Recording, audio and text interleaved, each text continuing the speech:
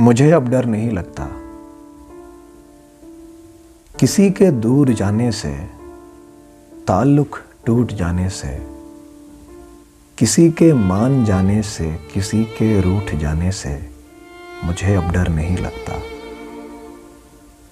किसी को आजमाने से, किसी के आजमाने से, किसी को याद रखने से, किसी को भूल जाने से मुझे अब डर नहीं लगता।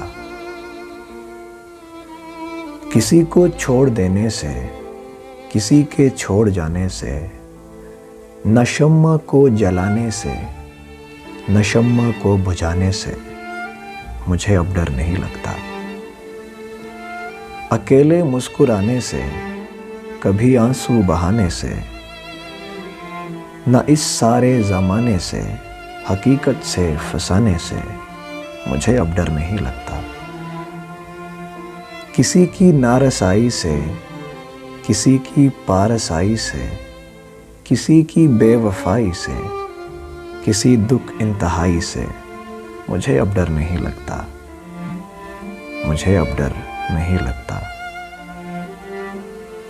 न तो इस पार रहने से, न तो उस पार रहने से, न अपनी जिंदगानी से, न एक दिन मौत आने से मुझे अब डर नहीं लगता।